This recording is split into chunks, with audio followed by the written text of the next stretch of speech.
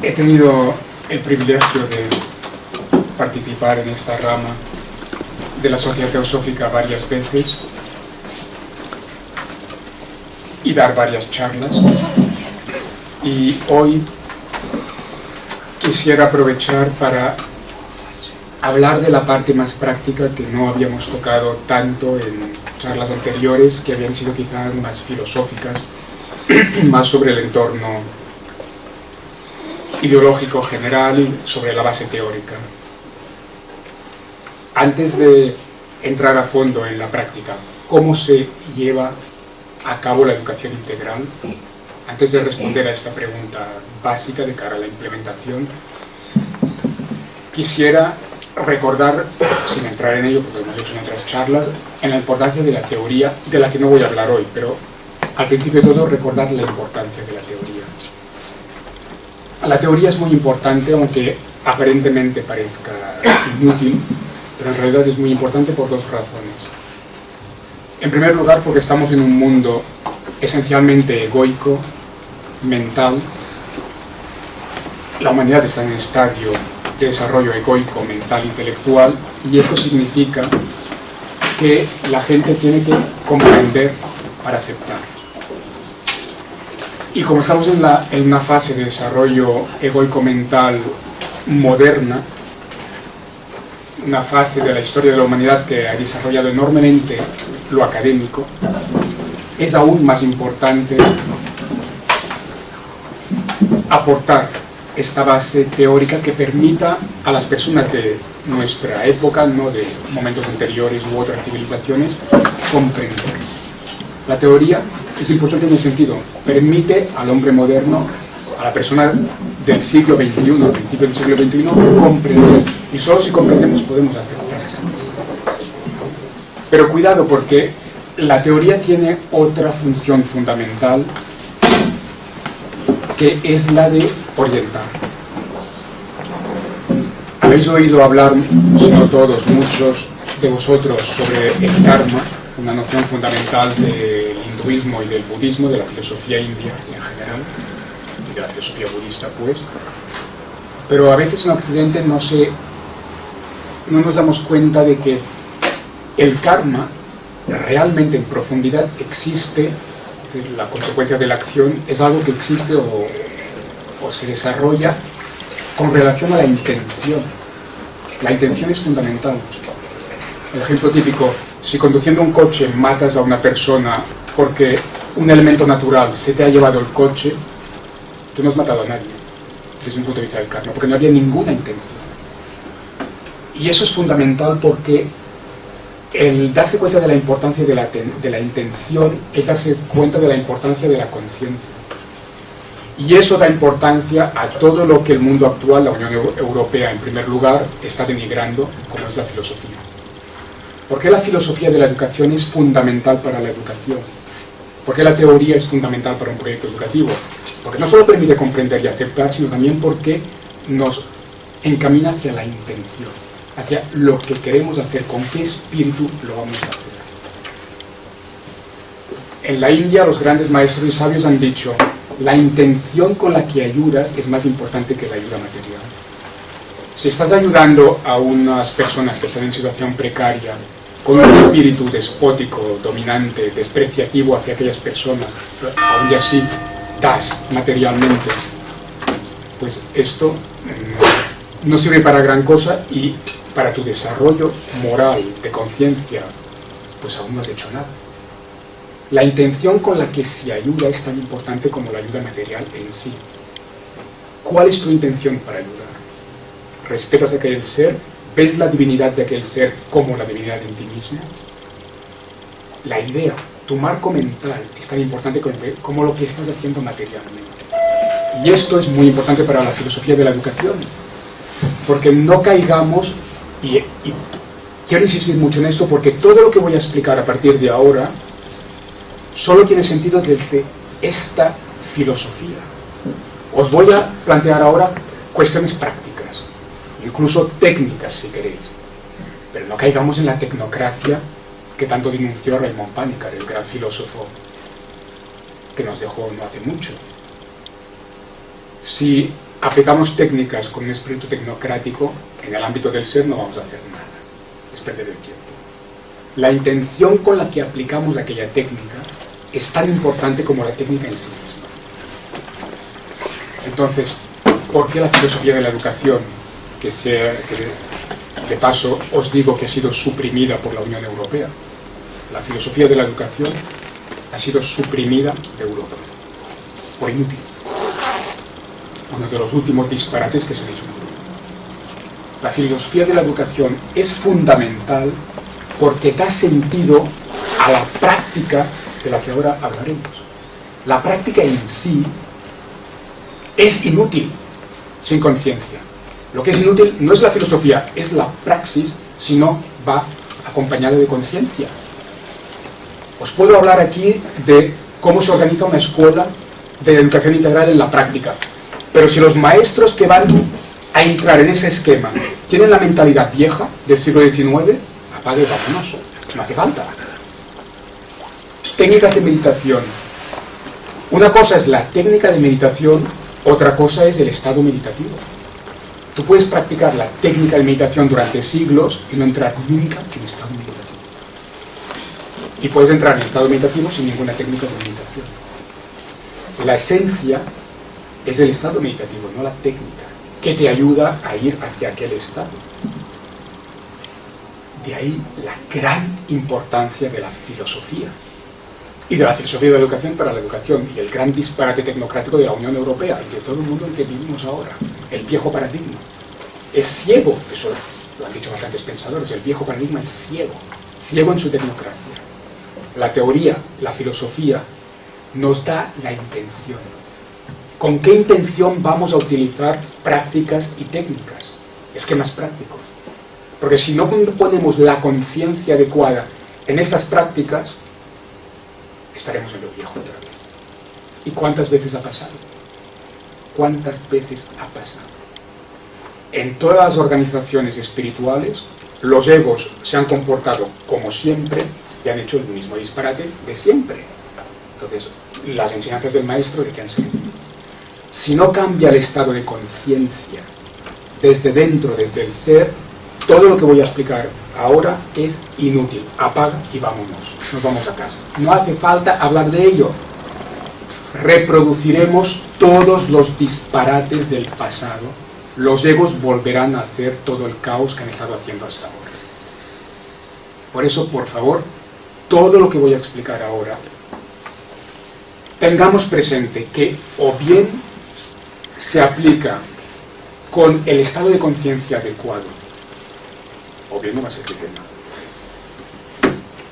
Pero como hemos hablado en estas charlas varias veces del estado de conciencia, de la filosofía de base, que están disponibles por internet, me permito hoy focalizarme más en la práctica, en los instrumentos prácticos, cómo se pone esto en marcha en la práctica, pero, repito, con el adecuado nuevo estado de conciencia, no con el viejo, con la intención adecuada, que es, como decía Merced, de sacar los valores del alma, no los del ego, de sacar el amor y la compasión, no la división, no la dominación, de sacar la cooperación, no el conflicto,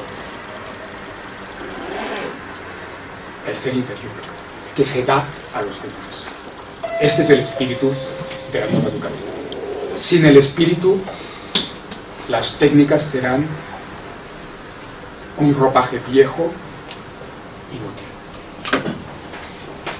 Pero como la base teórica ya la hemos tratado adecuadamente y están disponibles las charlas a través de internet con los links de la Sociedad Teosófica, vayamos hoy a desarrollar un poco la pregunta del cómo, que no he tratado tanto en todas las charlas anteriores que he hecho en esta radio. Esta es una otra gran pregunta, el cómo. Porque la mente moderna, cuando ha comprendido qué es la educación integral y su necesidad, y pues acepta de ir hacia este camino, seguidamente lo siguiente que va a preguntar es, ¿y eso cómo se hace? La primera pregunta en Occidente, en el mundo moderno, siempre será ¿por qué? Pero eso por qué lo tenemos que hacer. Al por qué responde la teoría, la filosofía. Y al responder al por qué da la intención de que hablaba antes, la intención con la que aplicaremos las técnicas.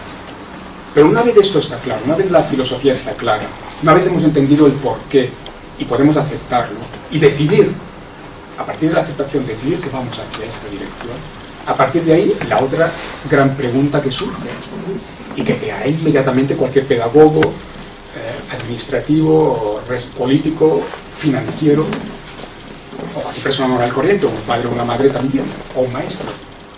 Muy bien, entendemos el porqué, pero entonces, ¿cómo lo hacemos? Y la pregunta ¿cómo lo hacemos? Es una gran pregunta, y una pregunta difícil de responder en parte, cuando toda la estructura que tenemos actualmente no facilita el cómo de una nueva educación. Tenemos actualmente heredadas del siglo XIX, del inicio de la modernidad, unas estructuras sociales y unas estructuras pedagógicas que son completamente hostiles, profundamente hostiles a la educación integral. Y mejor que tomemos conciencia del contexto para poder transformarlo mejor. Si somos inconscientes, de nuevo, no transformaremos gran cosa. Primero hay que tomar conciencia. Tomar conciencia de que las estructuras que hemos heredado del pasado y que todavía tenemos de forma predominante son, repito, hostiles a la educación integral. De hecho, el contexto social en general es hostil a la educación integral. Fijaos de entrada el tipo de escuela habitual al que habéis ido todos vosotros y vosotras y al que todavía van los niños hoy en día, o adolescentes. Normalmente la escuela es un gran edificio, a veces en forma de L, en forma de V, como un despacho de multinacional, como una fábrica, y ahí están todas las aulas metidas. Y en la ciudad, según la disponibilidad de espacio, pues hay un patio interior con más cemento, más tierra y un poquito de naturaleza o menos. Y dentro de este edificio, que podría ser la sede de la Nestlé, dentro de este edificio están las aulas llenas, con la crisis económica aún más llena, porque lo primero que se recorta siempre es esto, no los coches oficiales, que están aumentando otra vez. Se recorta en educación, pero no en coches oficiales, lo sabéis muy bien, supongo. Entonces, ahora, pues, 30 y pico y 40 es normal. Un edificio que podría ser la sede de una multinacional, con aulas que parecen despachos, aulas atiborradas de 40 niños o adolescentes, sentados en pupitres, mirando hacia una pizarra y un maestro que da un monólogo. Esto nos parece normal, porque lo hemos heredado de la época industrial. Pues esto es pedagógicamente aberrante. Y esto es un gran problema para la educación integral. Porque la educación integral no se puede dar a través del monólogo, porque en la educación integral el alumno no es una cosa, ni es un vertedero en el cual se vierte información, es un ser con el que se dialoga. La típica educación socrática en la cultura occidental, o la típica educación de los Upanishads, la educación de todas las grandes tradiciones de sabiduría, la educación que promueve Krishnamurti, el gran teósofo. Esta es la educación verdadera, la educación que es dialogal, que es un diálogo, y a través del diálogo el alumno ve por sí mismo, comprende por sí mismo, despierta a sí mismo. Ahora decidme cómo será un diálogo cuando hay 2000 niños y adolescentes en un edificio horrible que parece una fábrica, y en cada aula hay 40 ahí apelotonados, con la creciente indisciplina gritando más de lo normal, con un maestro o una maestra que grita histéricamente que no sabe qué hacer, porque hay panoramas realmente que ponen la piel de gallina, ¿no? En las aulas de la vida cotidiana, y ahí en medio intenta hacer educación. De entrada, con un grupo de 40 es imposible. Entonces, de entrada, somos conscientes de que la estructura que hemos heredado del mundo industrial es hostil, es terrible para practicar verdadera educación. Nos damos cuenta de esto. Vamos a intentar plantear educación en el sentido profundo, pero en la escuela normal y corriente nos topamos de entrada con una estructura física aberrante, antipedagógica, que va contra la educación integral. El edificio enorme, las aulas atiborradas, y ahí es imposible el diálogo. Solo es posible el monólogo. El maestro que llega pierde la información y ahí pues que apunten o que miren el libro para después vomitarlo literalmente en el examen. Esto es lo que se ha hecho normalmente con la educación en la época moderna. Aunque tengamos la intención de cambiar el espíritu con esa estructura, ¿cómo lo hacemos? No es fácil. Y hay otras estructuras más sutiles que el edificio, que es lo más obvio y tremendo. Pero bueno, es que no solo es el edificio, no solo son las aulas con 40. Y 40 aquí porque somos los privilegiados. No nos damos cuenta de que somos privilegiados. Yo vivo en la India. En la India he visto aulas con 100. Pequeños, no la universidad, pequeñitos. Escuela primaria, 100 allí. ¿Qué se puede educar con 100 ahí atiborrados? En el pasillo. Los pasillos llenos. Fuera de la escuela, delante de la ventana, a ver si oyen algo a través de la ventana. O sea, la India ya es el sumo de esta aberración moderna. Pero no solo es el edificio, el aula ahí atiborrados, que imposibilita el diálogo, es que todos los instrumentos pedagógicos pueden ser un freno estructural para la educación en el sentido profundo. De entrada a los manuales. Si el proceso pedagógico, ¿habéis reflexionado sobre el manual? Si el proceso pedagógico se entiende como lo ha entendido la creación de sabiduría y los grandes filósofos de la educación, Krishnamurti, repito otra vez, el primero en el mundo moderno, en el siglo XX, si la educación está como la han entendido y practicado en el pasado, las creaciones de sabiduría, por ejemplo Krishnamurti en el siglo XX, si es este diálogo a través del cual el ser que se está educando despierta desde el interior al conocimiento y a sí mismo. ¿Cómo intentamos desarrollar esto cuando el alumno de entrada recibe el manual? Aquí está todo cerrado. En un proceso pedagógico en el que el conocimiento está ya fijado, estereotipado, cerrado en el manual, y esto va al examen. El proceso ya está completamente cerrado. Si esto es del proceso pedagógico, el manual ha cerrado todo el proceso pedagógico, ¿qué va a despertar el ser a sí mismo? ¿Qué va a pensar por sí mismo? El problema no es solo el edificio, es la misma manera como se educa, la cultura del manual. Podemos ver que esto ya es otro freno estructural tremendo que imposibilita la educación dialogar, la educación integral, la educación en profundidad. Por esto que estoy comentando, Rudolf Steiner, cuando fundó las escuelas Waldorf, introdujo algo que en aquel momento fue bastante revolucionario y que muchas personas hoy en día todavía no han comprendido, que es la alergia, algunos lo sabréis, la alergia de Steiner al manual. Algunos sabréis que en las escuelas Waldorf no existen manuales. Steiner no quiso manuales. Y algunos padres y pedagogos hoy en día aún no entienden el por qué no hay manuales en las escuelas Waldorf, porque Steiner tenía esta alergia al manual.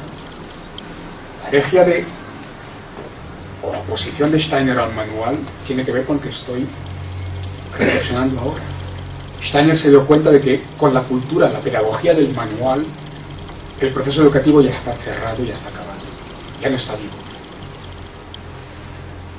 Y no por casualidad, el plan de estudios oficial más interesante del mundo moderno, entre los planes oficiales reconocidos legalmente, el Bachillerato Internacional de Ginebra, al cual quiero adscribir este proyecto educativo, el Bachillerato Internacional de Ginebra, que es muy prestigioso y que va hacia la educación integral, ha heredado este punto de Steiner con bastante profundidad.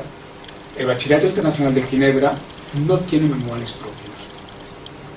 cosa que sorprende también a bastantes familias o educadores, porque normalmente un bachillerato prestigioso en lengua inglesa, además, en el mundo anglosajón, también se puede practicar en español, en francés, en alemán, en chino, pero mayoritariamente las escuelas sí lo siguen en inglés.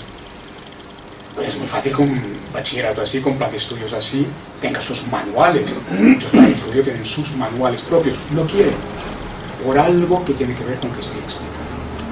El Bachillerato Internacional de Ginebra deja que cada escuela vaya a buscar los libros como quiera. ¿Por qué? Para no cerrar el proceso pedagógico, como lo cierra la ruptura del manual. Así pues, no lo tenemos fácil.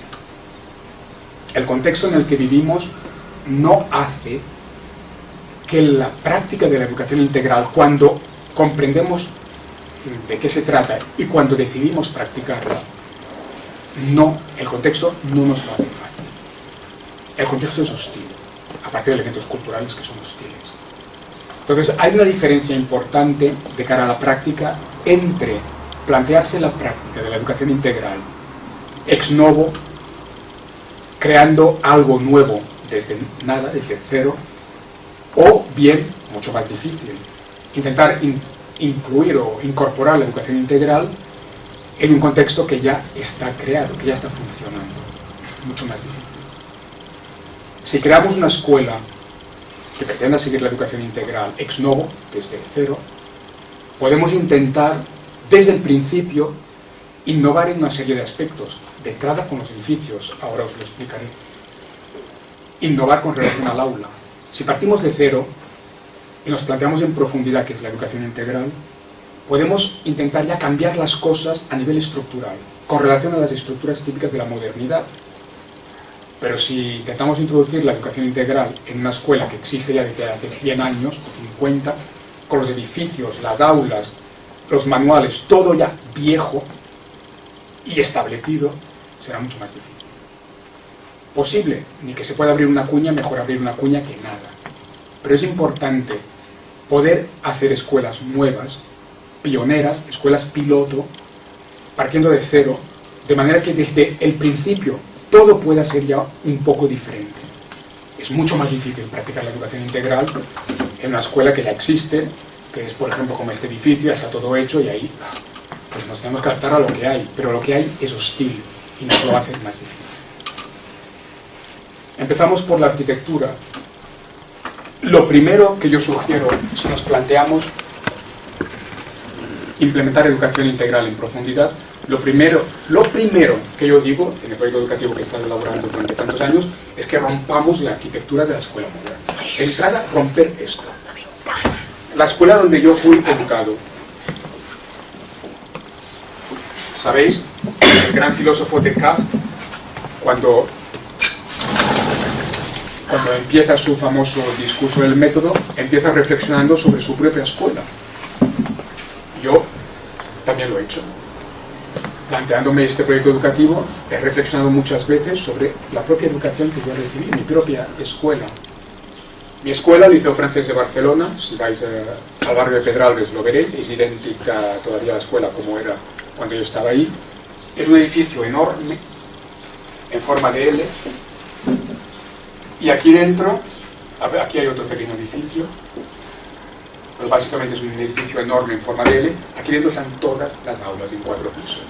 Esto podría ser la sede de una multinacional, como decía antes.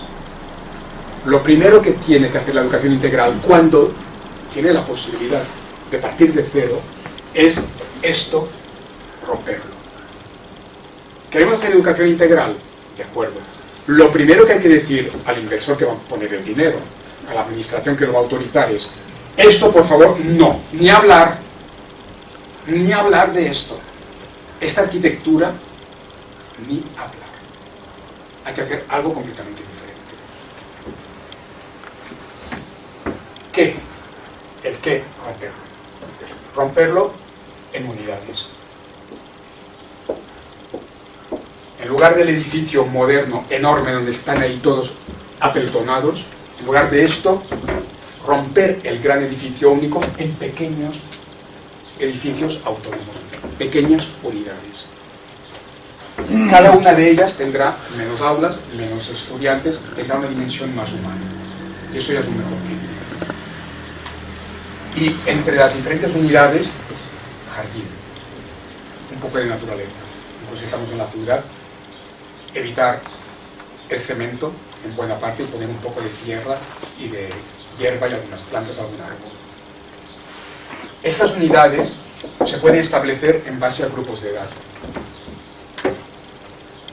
Una unidad puede ser los más pequeños, la otra unos mayores, la otra los medianos, los mayores.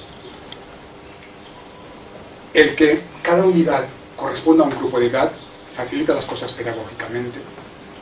Cada unidad tiene su propia mentalidad, su propio espíritu que corresponde al grupo de edad. Es muy importante en la educación integral que el proceso pedagógico se adapte a cada grupo de edad. Un tema que Rousseau ya se planteó muy seriamente, en una época en que eso no se planteaba, y un tema al que Steiner volvió a dar mucha importancia.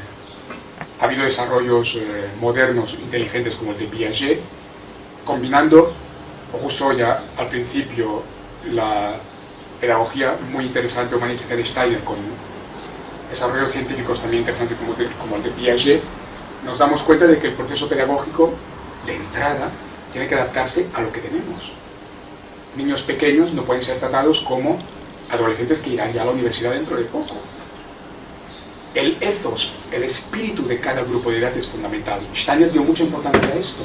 Hay un espíritu en cada grupo de edad. El espíritu de 11, 12, 13 es un espíritu que necesita la autonomía para afirmar su personalidad. Es un espíritu muy aventurero. De ahí es la edad dorada de los Boy Scouts, por ejemplo, de las novelas de aventuras. Este espíritu no tiene nada que ver con los pequeñitos que viven en un mundo mágico. Los pequeñitos que creen en Papá Noel o en los Reyes Magos viven, como dijo Steiner muy bien, en un mundo mágico. Y entonces el maestro o la maestra tiene que utilizar los cuentos para alimentar este universo mágico. Pero el espíritu de 12-13 aventurero ya es otra cosa. Y el de 17 ya está con un espíritu racional construyendo su teoría. Ya tiene que comprender de una manera más cognitiva. Además hay que prepararlo para la universidad en muchos casos. Cada grupo tiene un ethos, un espíritu. No se pueden confundir. La educación moderna lo confundió. La escuela moderna típica utiliza el método de clase magistral de la universidad hasta los más pequeños. Si el gran bloque lo dividimos en unidades, cada una para un grupo de edad, podemos cultivar mucho mejor este ethos, este espíritu de cada grupo de edad, sabiendo que hay un jardín común en el centro, lo cual crea una idea de unidad dentro de la diversidad. Y entonces es más fácil, aquí es imposible, en este esquema arquitectónico completamente diferente, es más fácil los vínculos entre grupos de edad. Algo que la escuela moderna ha ignorado completamente, ni siquiera se lo ha planteado. La educación integral persigue finalmente, como la sabiduría, el camino del medio. Por un lado, hay que respetar las características de cada grupo de edad. 4, 5, 11, 12 y 17 no tienen nada que ver. Hay que respetar cada grupo de edad en las características de este grupo. Pero esto, que la escuela moderna no ha hecho, la escuela moderna ha hecho la clase magistral para todos. En mi liceo francés, yo tenía 7 años y me sentaban en el pupitre y la profesora, en francés, clase magistral. Ya está. Como en la universidad. Mi escuela primaria fue como una universidad, clase magistral. Monólogo normalmente de la maestra, que no había maestra. Eso no tiene nada que ver con la edad de la primaria. La escuela moderna no respetó los grupos de edad. Hay que respetarlos. Steiner esto lo trabajó muy bien. Ya Rousseau habló de esto. Pero fijaos, es que respetar los grupos de edad, cada casa de la escuela puede ser un grupo de edad, permite mejor que este monstruo arquitectónico, entonces poner en relación los grupos de edad. Porque el respetar los grupos de edad no significa que no se puedan relacionar. Y de hecho es más fácil relacionarlos en un tipo de estructura arquitectónica así que en un edificio inmenso así, a través de pisos, con las escaleras, ¿cómo se va a hacer? En el jardín, unos salen de cada una de sus unidades, se pueden encontrar y hacer algo juntos, o dentro de cada edificio. El respetar cada grupo en sus características no quiere decir que no se puedan mezclar en algunos momentos los grupos. Es muy pedagógico crear puentes intergeneracionales, algo que la escuela moderna no ha hecho para nada.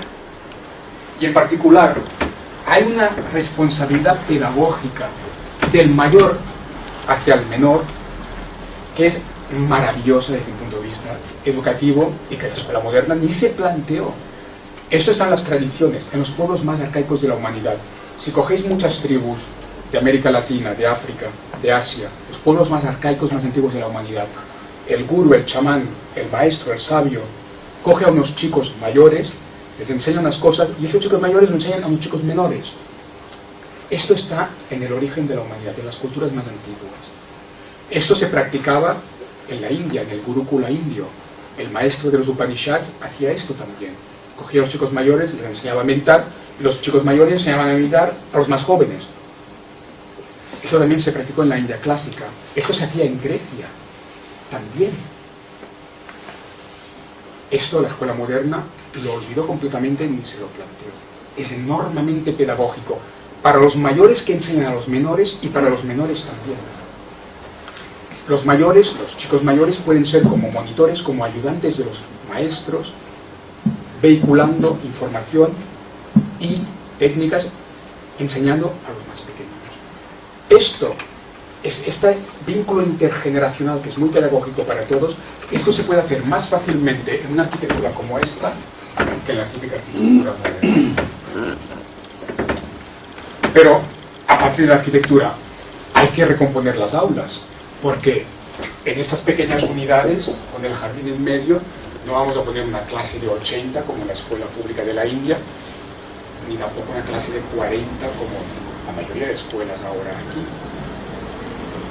Ahora bien, esto tiene un coste económico, si me permitís decirlo así, que la sociedad se tiene que poner. Un aula de 40 en una estructura más armónica, más humanística como esta, no ayudará mucho. Si una estructura más humanística como esta tiene aulas de 15 o 20, será mucho más fácil. El aula ideal para practicar una educación que merezca este nombre es de 12-15. Esto hoy en día puede parecer una utopía. ¡Qué lujo! Económicamente inviable. Pues que la humanidad se plantee cuáles son sus prioridades.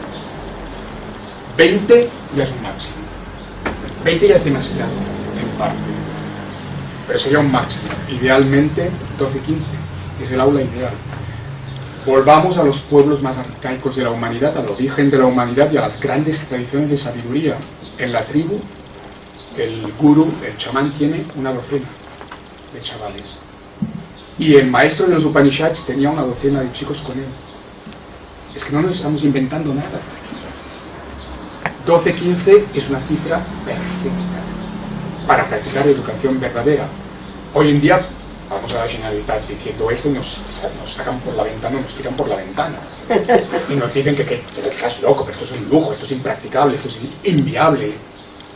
¿Pero qué quiere decir que es inviable, que es impracticable? Que no se puede asumir este costo. No podemos tener aulas de 12, 15 o máximo 20 porque económicamente es inviable. Entonces, ¿en qué nos queremos gastar el dinero o en qué nos lo estamos gastando? Naturalmente, la educación integral en profundidad implica un cuestionamiento de civilización. Si la educación integral se plantea a nivel social, impone un debate social, un cambio de civilización. ¿En qué nos queremos gastar el dinero? ¿En educación o en otras cosas? Actualmente estamos gastando mucho en otras cosas, naturalmente. Vuelvo a lo que decía al principio, los frenos, las hostilidades estructurales. Si el entorno nos está imponiendo edificios monstruosos, aulas de 40 o de 80, lo están haciendo muy difícil. Si un día podemos hacer las cosas estructuralmente mejor, haremos pequeños edificios y aulas de 15. Pero no todo se traduce únicamente en términos de espacio. Luego está también el tema de cómo vamos a utilizar este espacio. Y fijaos en un aspecto típico de la modernidad, que es la reificación, la rigidez, el carácter rígido del proceso pedagógico moderno. En el edificio enorme, típicamente moderno, hay decenas, cientos de aulas, atiborradas, 40. ¿Y cómo son las aulas? Tenemos aquí en la pizarra el esquema típico de la escuela donde yo fui, como son la mayoría de escuelas todavía hoy en día, no han cambiado las cosas, 20 y pico de años. Aquí está la pizarra, aquí la mesa del profesor, y aquí los pupitres, muy típicamente pues habrá 3 hileras, y puede haber pues fácilmente 10-12 en cada hilera. Normalmente, en nuestras aulas típicas de la modernidad, los pupitres son mesas físicas, fijas, y los niños o adolescentes se sientan detrás del pupitre en una silla, y eso no lo mueve nadie. Esta estructura está fijada de una vez para siempre, es rígida y no hay nada que hacer. Y esta estructura condiciona, otra vez, el tema de las estructuras que limitan, que son hostiles a la educación integral. Esta estructura del aula moderna es fija, no la puede mover nadie, no la puede cambiar nadie. El maestro viene de fuera, se sienta aquí, acepta la estructura que se le impone y ahí hace lo que puede y se va. Y esto no lo toca nadie, no lo cuestiona nadie, y esto es hostil a la educación. Porque en esa estructura fija que nadie puede cambiar y que no se cuestiona, lo único que se puede hacer es un monólogo. La estructura física condiciona ya el proceso pedagógico, la estructura física ya casi que impone el monólogo. En esta estructura, ¿qué puede hacer el pobre maestro? Pues pegar el rollo, los otros ahí aguantando, uno se duerme, otro apunta y ya está, y así van pasando las horas. Pero ¿qué más puedes hacer? Tú llegas con tus mejores intenciones, tú llegas habiendo leído a Rousseau y a Steiner, pero te encuentras en esta mesa, delante de 40 pupitres fijos. ¿Qué vas a hacer? Con tu Rousseau, con tu Platón, con tu Steiner en la cabeza, con tus mejores intenciones, ¿qué vas a hacer cuando te encuentras en la mesa y 40 pupitres delante, fijos, que no puedes tocar, te van a despedir si los tocas, y hay uno detrás que se duerme, otro que te tira una pelota, y los buenos alumnos delante que sí que te miran para hacerse el pelota a ver, está apuntando el pelota. Y hay cada día, cada hora. ¿Y qué vas a hacer? Lo que hacen la mayoría de maestros, lo que pueden. ¿Sabéis que hay escuelas en el mundo, poquitas, pero hay algunas escuelas en el mundo, en países que no pensaríais, Rusia, que se están planteando, esto no lo podemos cambiar? Porque se están planteando una educación integral. Y cómo la educación integral tiene que plantear el espacio físico de una manera diferente. No podemos adoptar un estado de conciencia nuevo con todas las estructuras de lo viejo. Hay escuelas en Rusia, seguro que casi nadie lo sabía.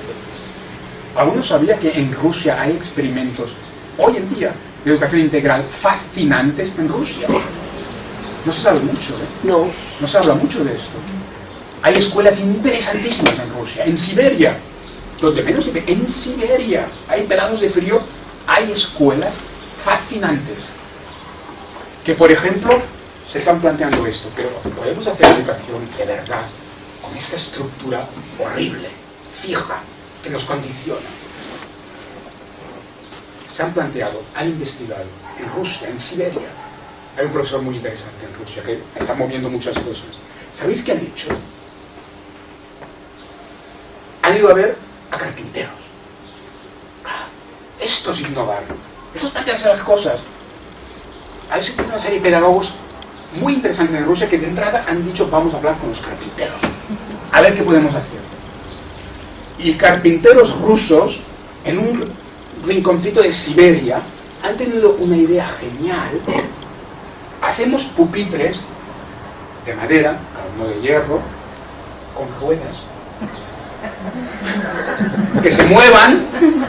Ponemos, cuando el maestro piensa que es idóneo, arrinconamos todos los pupitres contra la pared y el aula queda limpia.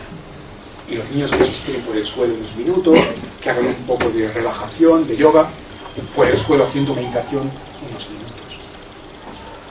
No solo esto, los carpinteros de Siberia han ideado para estas escuelas de educación integral en Rusia unos pupitres no solo con ruedas que se pueden poner contra la pared, sino que se pueden plegar de madera, claro, si es de hierro, bueno, también se podría tener muelles, pero bueno, básicamente de madera también por un tema más ecológico, más para evitar el hierro, la madera es más adecuada.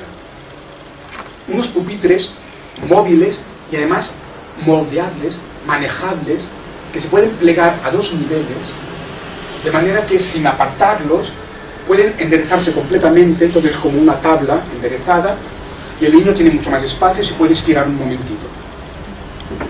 Sin ir al jardín, como le gustaría a Rousseau o le gustaría mucho a Krishnamurti también, sin salir al jardín, sin salir debajo de un árbol, que ya es más romántico, incluso el aula se puede cuestionar, dinamizar, cambiar, para permitir algo diferente. Esto nos lo podemos plantear. Porque al plantearnos estos inputs estructurales que nos condicionan, a veces sin que nos lo planteemos, podemos remodelar, facilitar un nuevo proceso pedagógico, mucho más educativo, mucho más integral.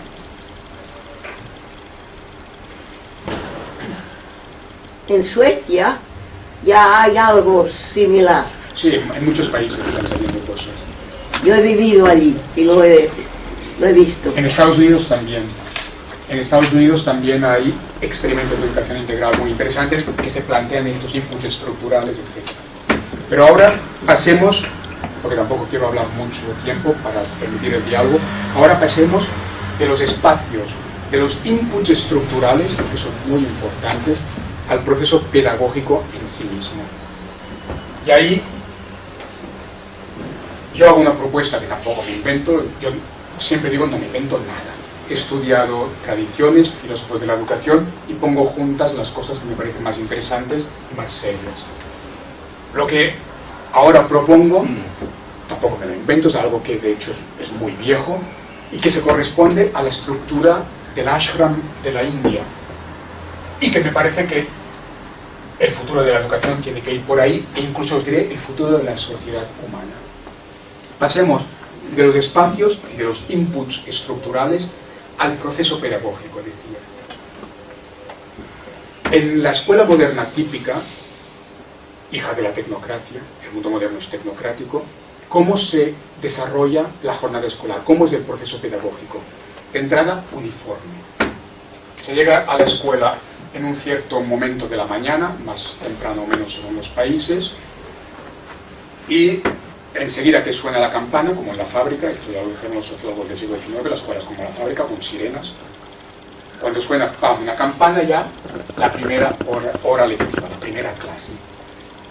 Y así sucesivamente, hay normalmente una pausa de 20 minutos, y luego el tiempo para la comida del mediodía, sea interna en la escuela o permitiendo que los alumnos vayan a casa según las circunstancias.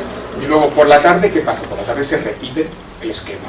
Normalmente por la tarde hay menos clases que por la mañana, normalmente, en la mayoría de planteamientos pedagógicos prácticos, pero la tarde más o menos repite el esquema de la mañana. Esto de lunes a viernes o de lunes a sábado, todavía en muchos países.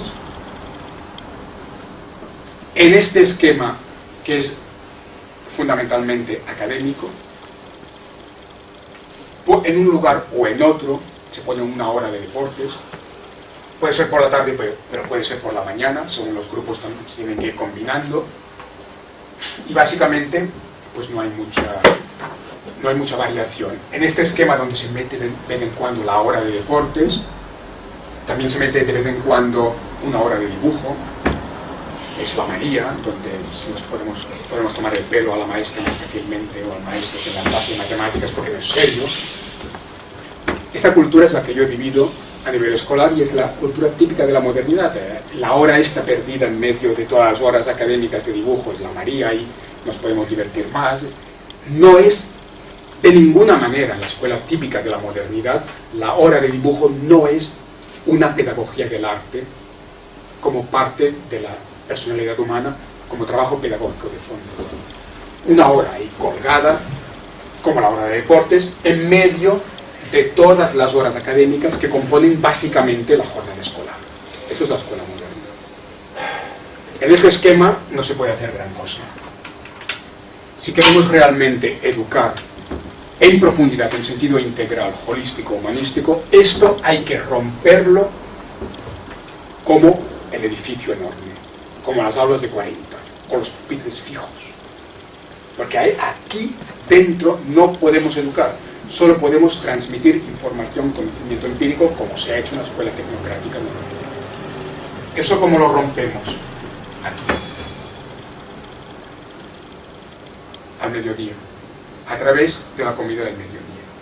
Lo que yo propongo en el proyecto educativo que he estado elaborando es que lo académico, que no puede reducir todo el proceso pedagógico, ocupe únicamente la mañana. Las asignaturas propiamente académicas, que fundamentalmente son matemáticas, ciencia,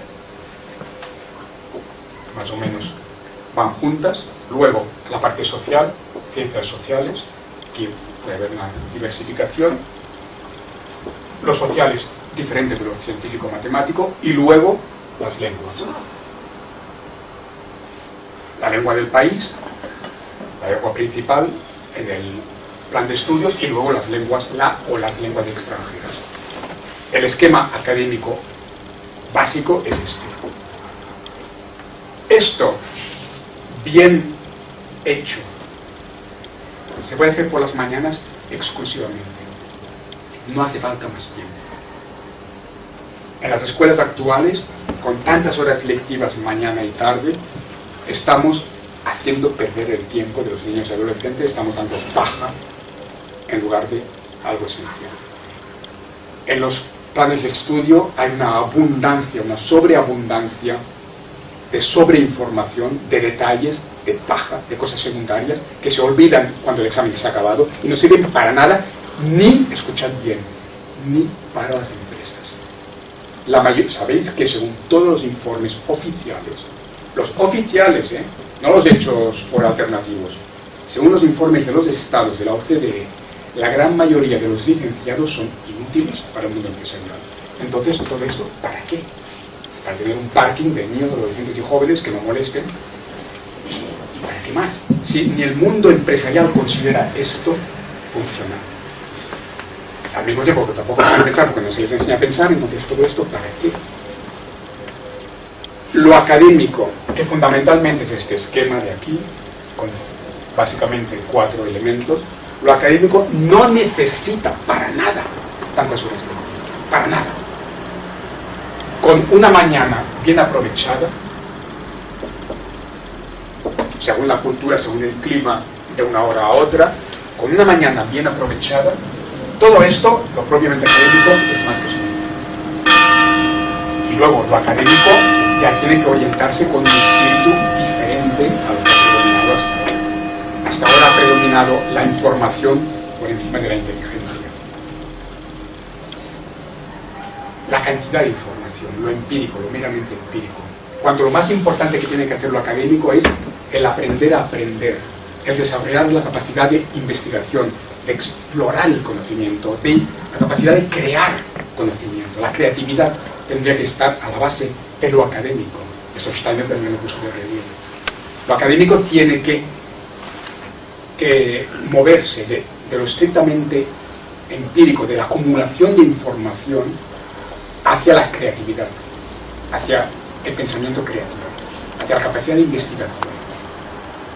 Pero esto, lo académico bien orientado, no como se hace todavía demasiado a menudo, con las mañanas es más que suficiente. No hacen falta más horas. Entonces, por las tardes, ¿qué hacemos? Lo que no hace la escuela moderna. El ser. La persona humana. Las tardes tienen que estar libres de lo académico, que no necesita más tiempo, para que la educación forme a personas humanas, para que forme la humanidad o ayude a formarse la humanidad de la persona humana, el ser, desde el interior. Las tardes para eso. Y esto no se puede hacer, la educación del ser, de la conciencia, no se puede hacer a través de asignaturas tradicionales como lo académico, sino que lo que propongo en el proyecto educativo que he estado elaborando es que la educación del ser, de la conciencia, en las tardes, se haga a través de algo mucho más flexible, más interesante pedagógicamente, que serían, yo lo llamo talleres, en inglés workshops. Los talleres pueden cubrir diferentes ámbitos, todos los ámbitos de la personalidad humana. Puede haber talleres de artes plásticas tradicionales, bellas artes, de artes visuales modernas, más con el ordenador, combinando lo clásico con lo moderno, todas las disciplinas musicales, danza, a la que Steiner como Platón dio mucha importancia, luego la parte dramática, teatro, muy pedagógico también, educación en valores, clases directamente de valores, la enseñanza de las tradiciones espirituales, de las tradiciones místicas, la historia de la sabiduría en todas las tradiciones, el trabajo interior, finalmente, relajación, meditación, yoga, grupos de diálogo, aprender a dialogar, todos los aspectos del ser en todas sus dimensiones. Esto es mejor trabajarlo en talleres que no en asignaturas clásicas, sabiendo que los talleres pueden permitir una flexibilidad pedagógica, deben permitir una flexibilidad pedagógica porque estamos educando al ser, no contenidos académicos. Esta flexibilidad pedagógica debe permitir, en primer lugar, que el niño o adolescente que va creciendo se conozca a sí mismo y se trabaje a sí mismo. Los talleres tienen que combinar, otra vez el camino del medio, tienen que combinar una educación básica para todos con una estrategia de autoeducación a través de la cual el estudiante va forjando un poco su propio camino, a través de algunos temas opcionales, algunos talleres opcionales, unos cogerán una rama, otros cogerán otra rama. Hay que dar un poco de todo a todo el mundo para que la educación sea integral. Todos los alumnos, durante su crecimiento, tienen que tocar un poco de todo. Todos tienen que tocar un poco de artes visuales, un poco de música, un poco de teatro, un poco de meditación, un poco de valores, un poco de todo, para que la educación sea integral, para que el ser que va creciendo conozca todas las posibilidades, todos los ámbitos del ser. Pero al mismo tiempo, permitir que cada uno, bien guiado por sus profesores y la familia, que cada uno también pueda forjar un poco su propio camino, que corresponderá a su vocación, a sus talentos. El camino del medio, combinar la base general y una base obligatoria para todos, para que lo conozcan todo, y al mismo tiempo permitirles, sobre todo a medida que van creciendo, que se vayan forjando un poco su propio camino, que vayan escogiendo una ruta más personalizada. Uno irá más hacia las artes plásticas, otro irá más hacia las artes visuales modernas, otro será más musical, otro será más interior, irá más hacia el yoga, la meditación. Permitir que cada uno siga un camino en función de lo que va descubriendo sobre sí mismo, de su propia naturaleza más profunda, de sus propias inclinaciones. Esto, con un esquema de talleres más flexibles, con suficientes profesores, es posible. Y la evaluación en los talleres de las tardes no tiene que ser el examen de las asignaturas académicas de la mañana, sino que tiene que ser una evaluación más holística, más humanística, que de nuevo no nos inventamos nada, pasa por la vía del proyecto, que ya está en pedagogías antiguas y que se desarrolla muy bien en las pedagogías integrales de Norteamérica con Dewey y Kirkpatrick, o en la pedagogía continental, europea continental de Steiner. El proyecto no es un examen donde se vierte lo que se ha aprendido de memoria, conocimiento empírico, mera información. El proyecto es un acto de creación. Puede ser individual y colectivo, y hay que combinar lo individual y lo colectivo, el esfuerzo individual y el trabajo en equipo, hay que combinar estos dos aspectos también. El proyecto individual o en equipo permite la creatividad. Utilizar lo que se ha aprendido para crear algo, en cualquiera de los ámbitos, en cualquiera de los talleres. El proyecto es algo mucho más adecuado, el proyecto es más adecuado que el examen tradicional para estos talleres de las tardes. Y finalmente, la innovación pedagógica. Estos talleres de las tardes, con el proyecto como evaluación, deben permitir no solo que el alumno se vaya construyendo su propio camino, sino también que aquí se pueden dar lazos intergeneracionales muy fácilmente y de manera muy pedagógica. Más fácilmente que en las asignaturas académicas de la mañana, aunque en las asignaturas académicas de la mañana también se puede hacer algo, pero será más difícil. Mucho más fácil en los talleres del ser de la tarde crear vínculos intergeneracionales. En un taller de manualidades, o de música, o de teatro, es mucho más fácil que el profesor instruya a unos alumnos mayores y que estos lo pasen a unos alumnos menores. Este vínculo intergeneracional tan bonito, tan pedagógico, se da más fácilmente en el taller de la tarde. Muy importante que los talleres de la tarde se planteen en este sentido también intergeneracional. Y finalmente, interdisciplinario. Los talleres de las tardes tendrían que evitar el romper, tenían que evitar los límites demasiado rígidos entre las disciplinas, tenían que romper estos límites. Esto ya hay que hacerlo con lo académico en la mañana. El Bachillerato Internacional de Ginebra, de que os hablaba, ya se plantea una visión interdisciplinaria que va más allá de la rigidez de las asignaturas. Una cosa interesante del Bachillerato Internacional de Ginebra es que ya intenta crear puentes entre las disciplinas, puentes transdisciplinarios, en una visión de unidad del conocimiento, que se corresponde a la unidad de la conciencia. Si esto hay que intentar practicarlo en las asignaturas propiamente académicas en la mañana, mucho más por las tardes. No se trata de replicar el espíritu de división, de fraccionamiento de la modernidad al ámbito del ser, que es respetar a la unidad. No vayamos ahora en los talleres de las tardes a poner unos muros infranqueables entre música, bellas artes, meditación, y todo es completamente diferente y no se pueden mezclar las cosas.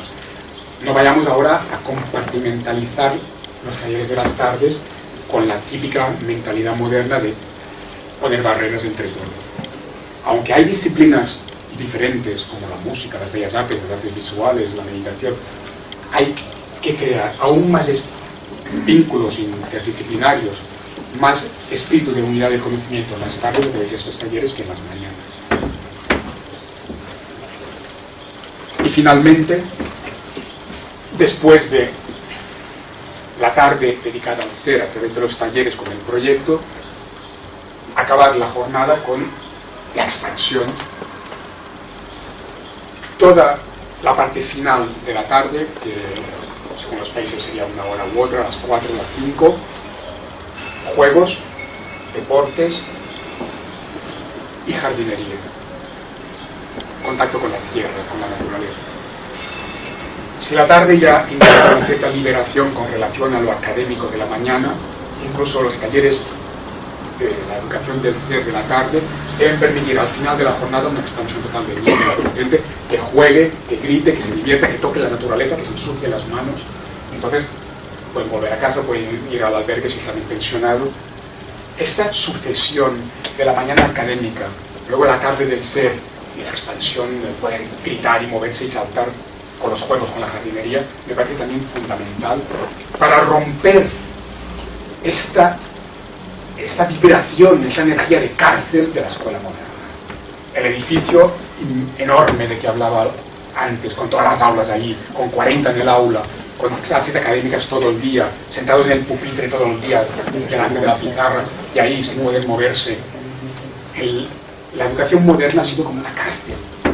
Montessori, la famosa doctora Montessori, que era teósofa, ya dijo, esto es aberrante, es que va contra los ritmos biológicos del niño. Y además trabajó especialmente los niños pequeños, la primaria. Y la doctora Montessori en los años 30, imaginaos, en los años 20 y 30, con todo lo más rígido que ahora, incluso. La doctora Montessori dijo, soy doctora, soy médico. Esto, el aula moderna, es aberrante en términos médicos, biológicos. Una cárcel para los niños. Produjo una cierta revolución la doctora Montessori en su momento, aunque se ha ido comprendiendo. Hoy en día está casi aceptado de manera universal, aunque no se practique tanto. El aula tiene que permitir, el aula de la mañana con las sesiones académicas ya tiene que permitir que el niño sea niño.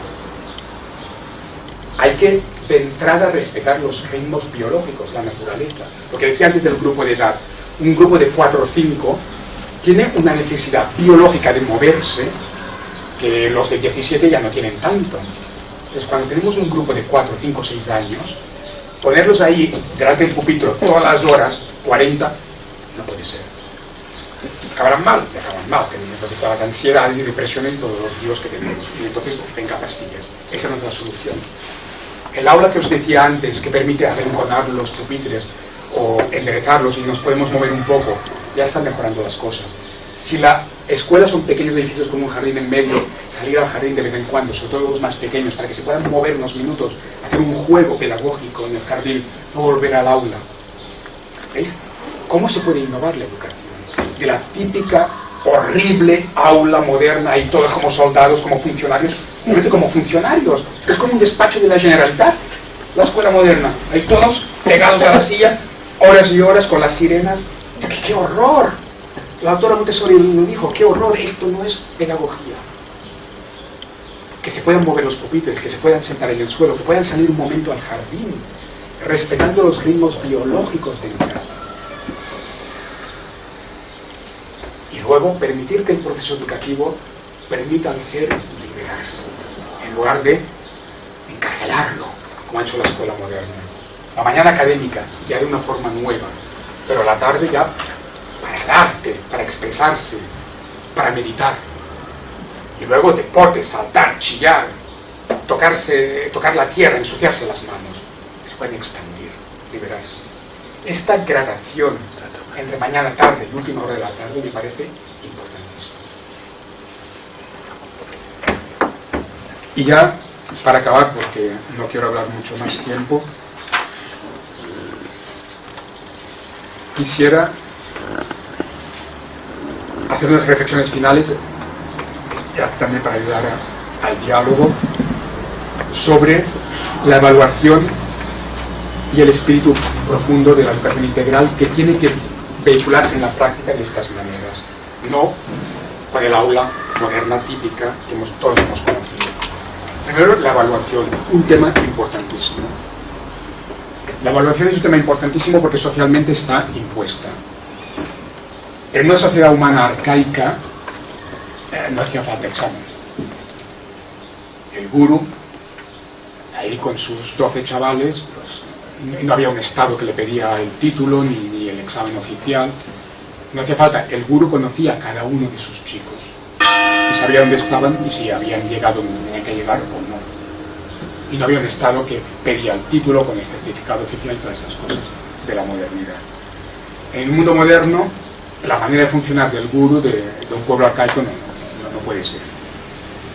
Entonces la evaluación nos viene impuesta y nos la tenemos que plantear. Pero la evaluación se puede hacer de muchas maneras diferentes. Se puede hacer de una manera robótica extrema, como se hace en Asia normalmente, hipertrofiando la modernidad europea, o se puede hacer de una manera mucho más humanística, mucho más inteligente, como ya intenta plantear el Bachillerato Internacional de Ginebra, y aún se puede explorar más allá.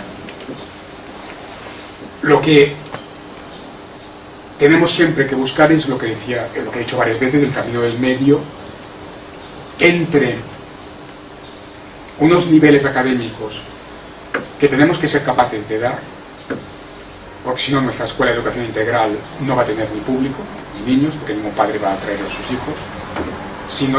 Si nuestros alumnos no tienen un nivel académico digno, ¿quién va a atraer a sus hijos? Cuidado con la educación integral, no se puede cargar lo académico porque no tendrá público, aparte del Estado que puede acabar cerrando la escuela. Entonces, no podemos bromear con esas cosas. Dewey, el padre de la educación integral en Estados Unidos, advirtió muchas veces a sus seguidores sobre este tema. Dewey dijo muchas veces a los que le estaban siguiendo y haciendo escuelas en base a su filosofía, le decía, cuidado con lo académico, no os lo carguéis. La educación integral no se trata de denigrar lo académico, de que bajen los niveles académicos. No es eso la educación integral. Es que por un lado tenemos que cuidar también los niveles académicos, porque tienen su función y porque socialmente son muy importantes. Pero por otro lado, no tenemos que pasar al extremo de la modernidad que Asia ha hipertrofiado, de un sistema de evaluación absolutamente robótico, memorístico, donde solo es cantidad de información, etc. De nuevo, el camino del medio. Ni el extremo de devaluar lo académico, que no sepan nada, que sería nefasto para la educación integral, si nos pueden acusar de esto, ni denigrar lo académico, no hay exámenes, no importa que sepan o no sepan. No, este extremo no. Esto no lo ha querido ningún filósofo de la educación integral. Ni ese extremo, ni el extremo de Asia, pues digo, es aún más aberrante que lo que podáis imaginar en Europa, exámenes obsesivos, absolutamente mecánicos, horribles, que implican un suicidio creciente. En Corea del Sur, en Japón, hay un drama de suicidio adolescente que os ha llegado. De hecho, sé que ha habido algún reportaje no hace mucho tiempo. Ni un extremo ni el otro, el camino del medio. Necesitamos exámenes. Necesitamos una evaluación. No estamos en la época de los chamanes. Entonces, el camino del medio quiere decir combinar varios tipos de evaluación. Unos tipos permitirán mantener los niveles académicos más directamente. Otros tipos de evaluación permitirán cultivar y comprobar más bien la parte holística. ¿Y cuáles son esos elementos a combinar? Por un lado, el examen, en el sentido tradicional, no puede desaparecer completamente, pero se puede reorientar. El examen puede ser más memorístico o más creativo. El examen puede ser la repetición de una lista, la famosa lista de los reyes godos, que en Francia será la lista de los mariscales de Napoleón, aún peor. Puede ser esa tontería, o los griegos de Francia, o los griegos de España. Que aquí tiene que haber un mínimo de cultura general. Cuidado, lo que decía antes Dewey, no os carguéis el nivel académico. Los chicos tienen que saber algo. Tiene que haber una cultura general, pero sin pasarse. El examen, en lugar de ser una lista de cosas, venga, recitar todas las montañas de Europa así en lista, en lugar de esto, el examen ya puede ser más creativo. Puede ser una pregunta que implique el dar cierta información, el demostrar que se ha asimilado una cierta información, pero al mismo tiempo que exige pensar un poco. Os pongo un ejemplo. Geografía. El examen memorístico típico de la modernidad, hipertrofiado en Oriente, en Asia. Listas. Hacer repetir en el examen listas de ríos, listas de montañas, listas de ciudades, cantidades de producción industrial, todas las barbaridades que queráis a recitar de memoria. Cuántas toneladas de hierro produce este país y toneladas de otra cosa. Todas las listas más aberrantes que queráis se pueden recitar de memoria. Esto es el tipo robótico memorístico. La geografía puede plantear un examen muy diferente, totalmente académico, muy serio, mucho más interesante para las empresas, porque hace pensar. Las empresas necesitan gente que piense, no que sean robots. En lugar de la lista de toneladas de hierro o de ríos, la geografía puede plantear la pregunta: ¿por qué Barcelona es más suave, tiene un clima más suave que Nueva York? Esto es educación integral a nivel académico. Sabéis seguramente que Barcelona y Nueva York están en la misma latitud, básicamente. En Nueva York tienen mucha nieve en invierno y aquí casi nunca tenemos.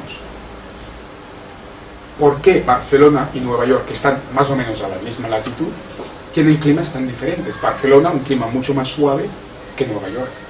Nueva York tiene un clima polar en invierno, como si aquí fuera Alemania como mínimo, y Barcelona, en cambio, tiene un clima privilegiado. ¿Por qué esta diferencia?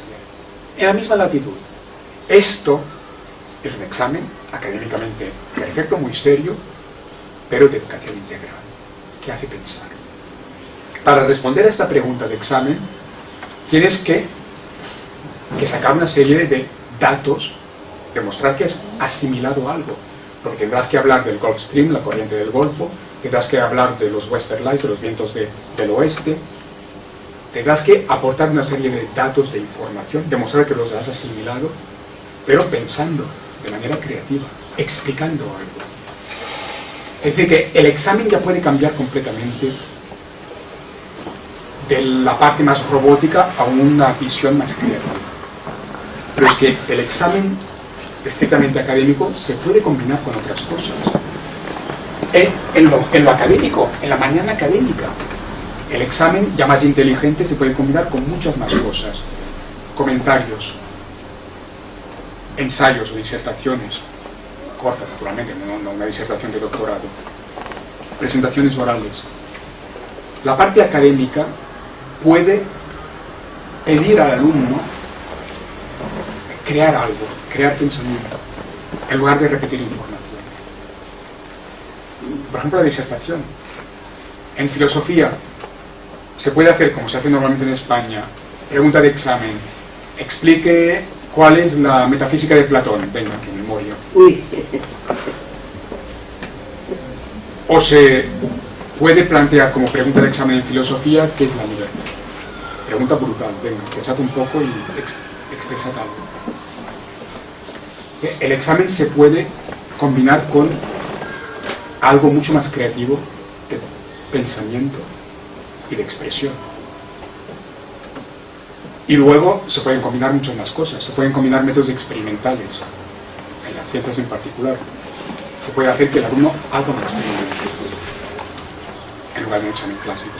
Se puede hacer lo que en inglés se llama problem solving, plantear un problema científico o de ciencias sociales. Resolver este problema en lugar de repetir información.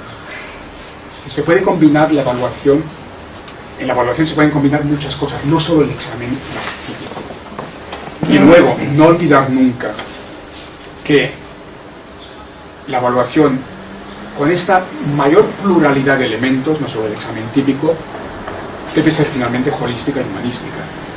Jamás el proceso de evaluación en una escuela tendría que reducir al niño o adolescente al humano. El niño o el adolescente no es un alumno, solo es un ser humano. Y el proceso de evaluación nunca tendría que perder de vista que el alumno es un ser humano. La dimensión humana o humanística en el proceso de evaluación tendría que estar siempre ahí como telón. Y si la educación es una educación integral en valores, el proceso de evaluación también tiene que ver el desarrollo humano del alumno. Aquel alumno, ¿cómo es desde un punto de vista social? ¿Es sociable con sus compañeros, con los maestros? ¿Cómo se comporta como ser social, que es el ser humano, en esta comunidad que es la escuela? A nivel ético, ¿cómo es el alumno? ¿Cómo está reaccionando éticamente en esta comunidad que es la escuela? A nivel de valores, ¿cómo se comporta aquel alumno? La parte ética, axiológica, finalmente humana de la evaluación es el fundamento mismo de la evaluación, por encima de la parte meramente académica de notas. Y también muy importante, junto con la evaluación, la disciplina, tema fundamental en el proceso educativo. ¿Cómo se orienta la disciplina en la escuela? Como en la India con un bastón, literalmente todavía hoy en día, o gritando, o insultando al alumno, cosa que todavía existe. Todavía existe. Hace 4 días, claro. O gritando. o simplemente en base a la amenaza de ser expulsado, de mala nota, de castigo, de lo que sea. Ha habido otras propuestas. La educación integral se tiene que plantear otros niveles de disciplina. Cosas de sentido común. Rousseau, el gran filósofo de la educación, ¿sabéis que tenía cosas de sentido común impresionantes? En el famoso Emilio, Rousseau plantea: un niño gamberro con una piedra rompe un cristal. La disciplina clásica, aún hoy en día, la bofetada. Lo típico, ¿no? Ha roto un cristal, gamberro, bofetada. Si nos situamos desde un punto de vista disciplinario, de Foucault, el Estado, la sociedad disciplinaria que es la modernidad, respecto a la bofetada, y el que roba en la cárcel. Si nos situamos desde un punto de vista humanístico, lo más importante es la transformación impositiva del ser. Entonces, darle una bofetada a un niño que ha roto un cristal, desde un punto de vista carcelario, está muy bien. Para su transformación interior, quizá no sirve para nada, puede empeorar las cosas. A base de bofetadas, no habrá una transformación interior. Entonces, Rousseau plantea claramente: la bofetada será lo que transformará a aquel niño positivamente, naturalmente. En sentido común, ¿vosotros sabéis qué dice? Aquel niño ha roto una ventana, no bofetadas, eso no va a arreglar nada, no lo va a transformar. Le hacéis dormirla aquella noche, después de descubrir que ha roto la ventana, la noche siguiente lo hacéis dormir al raso, que se pele de frío por una noche, no va a morir. Para que se plantee que la ventana que ha roto hará pasar frío a las personas de aquella casa, pues que se den cuenta de lo que es pasar frío. Que aquella noche duerma al raso. No se va a morir, pero va a aprender lo que ha hecho. Es un ejemplo. ¿Qué dice Rousseau en el Emilio? Que la disciplina, en lugar de bofetadas, que pasa a ser la cárcel entre los adultos por niños, la indega para niños. En lugar de la disciplina moderna típica, Foucault eso lo ha analizado magistralmente. Rousseau dice: plantear al niño o al adolescente que ha hecho algo incorrecto las consecuencias de lo que ha hecho, en términos pedagógicos, que se dé cuenta de lo que ha hecho, para que se pueda transformar a sí mismo en positivo.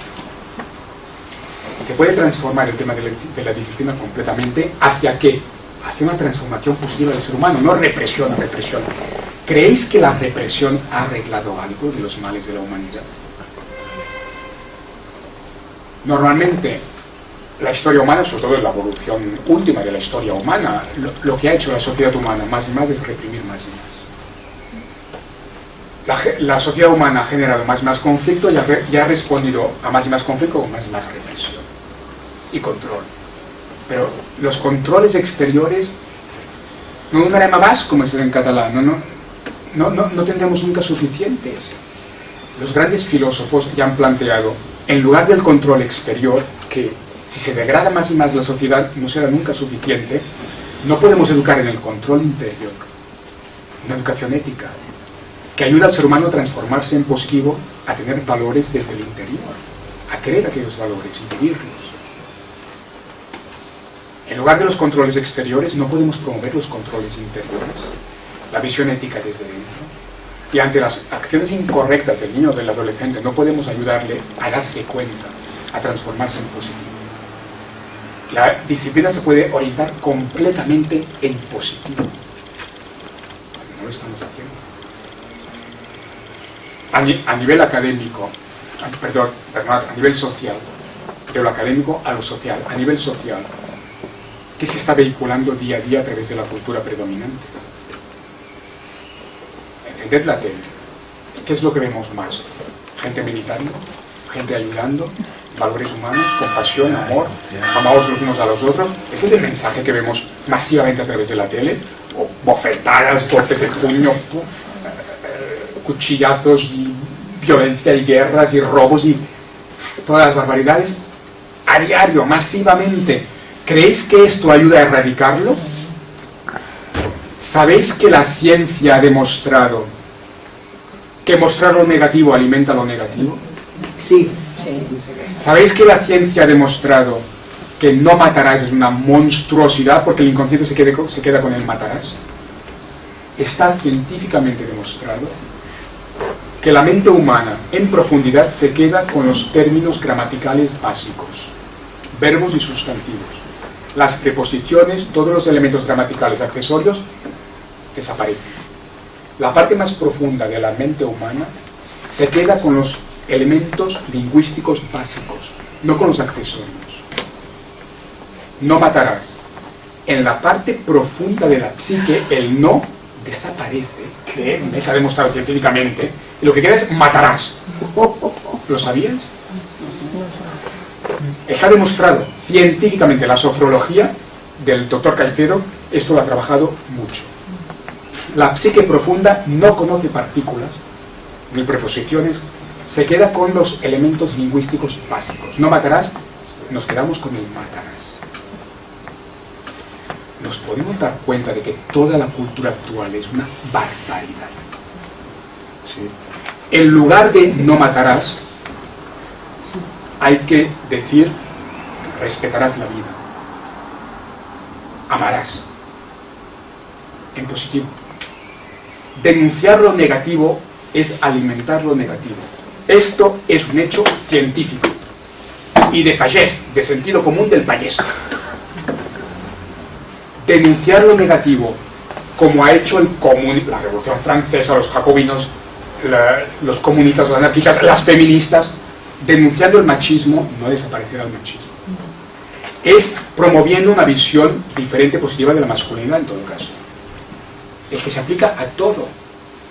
Denunciar lo negativo alimenta lo negativo. Está demostrado científicamente. ¿Os imagináis el vuelco que tiene que dar la cultura? Porque ante lo negativo, nuestra cultura actual está denunciando lo negativo, en lugar de promover lo positivo. Y luego, lo que se está moviendo a través de la cultura mediática es violencia, pornografía y todo lo más bajo de la condición humana. Enchufad la tele, que es lo que sale normalmente. Lo peor, lo más abyecto, lo más bajo de la humanidad se está vehiculando masivamente. ¿Os imagináis que día a día, hora a hora, minuto a minuto, los medios de comunicación de masas masivamente estuvieran vehiculando contenidos elevados, transformadores en positivo? El mundo cambiaría. Vivimos en una locura. ¿Cuándo despertaremos? Hay un experimento reconocido por los gobiernos norteamericanos de los estados. Esto en parte vino del movimiento de mindfulness, aunque se han hecho varios experimentos, no uno solo. Sí, recuerdo uno muy potente en la ciudad de Washington, que quizás sabéis que, siendo la capital del país, es una ciudad con mucha conflictividad, con mucha delincuencia. Este experimento está reconocido oficialmente en Estados Unidos, se reconoce oficialmente que este hecho se produjo empíricamente. El experimento fue que se cogió a un grupo numéricamente importante de meditadores, gente que tenía una práctica de meditación y un número suficiente. Esta gente se puso a meditar juntos durante una serie de horas. La policía de Washington certificó oficialmente que durante este tiempo de meditación había bajado la criminalidad en Washington de una manera que estadísticamente no se podía explicar. ¿Sabéis que en estadística existe un margen de maniobra para el azar? Eso es pura estadística, pura matemática. En estadística hay un margen de maniobra para el azar, y esto puede ser por casualidad. Más allá de un margen, y es una cosa matemática, más allá de un margen, el matemático dice, no puede ser por azar, hay algo. El descenso de la criminalidad en Washington durante las horas de meditación fue tan significativo que los estadísticos dijeron, esto, el bajón de criminalidad, está más allá del margen de azar. Hay algo. Esto ha sido comprobado por la policía norteamericana. Mientras se meditaba, bajó la criminalidad. Es muy fuerte. Esto se lo decís a un chamán de una tribu de África y dirá, claro. Pero los que nos gobiernan no se han enterado. No. Hay estudios científicos hoy en día. Entonces, podemos imaginarnos el vuelco que hay que hacer. Usó el niño, no la bofetada, en positivo, que se transforme. De aquí a toda la cultura. Es un tema de civilización. La civilización humana actualmente está anclada en la negatividad. A la injusticia que existe se responde con una crítica negativa que está alimentando aquella injusticia, en lugar de cambiar las cosas en positivo. Y no solo esto, que es un tema de fondo, es que además lo que se está vehiculando masivamente es lo más abyecto de la humanidad. Hay intereses comerciales. ¿Dónde iremos con esos intereses comerciales? La educación integral, acabo con esto, nos damos cuenta de que implica un cambio de civilización. Y si no es por el camino de la educación integral, yo no veo cómo se va a hacer ese cambio de civilización. Porque en la educación integral no solo interviene el niño o adolescente o joven, intervienen los padres, la familia, los educadores, la comunidad. La educación es como la onda en el lago. Se tira una piedra y ahí aquello se va expandiendo. La educación no solo implica al niño, adolescente, joven que va creciendo. Aquel niño joven tiene una familia, unos padres. ¿Sabéis qué? Otro dato comprobado empíricamente a nivel académico. En las escuelas de valores humanos, en escuelas que hay por el mundo, en todos los continentes que están educando en valores humanos, académicos, profesores de universidad que han hecho un estudio empírico de aquella escuela, han observado que no solo los niños se han transformado en positivos, sino también sus familias. Porque los niños llegan a casa con otro ambiente, con otra mentalidad. Los padres se transforman detrás de los niños. Pero si la escuela incide en la comunidad, como yo defiendo, entre esos talleres hay un servicio a la comunidad. A veces los niños, los adolescentes, se van de la escuela y van a hacer un servicio en la comunidad. La escuela impacta en la comunidad. La escuela puede invitar a gente de la comunidad, de oficios, de autoridades locales. La escuela puede impactar en la comunidad. A través de la educación integral se va cambiando todo el entorno social. Y la educación integral como debate público planteará las cuestiones de fondo de la civilización humana. Las cuestiones de fondo que normalmente no se plantean. La educación integral las va a plantear. No quiero hablar más, naturalmente. Podría dar un curso de un año entero sobre la práctica de la educación integral, porque habría que hablar de muchos detalles, pero no tenemos tiempo.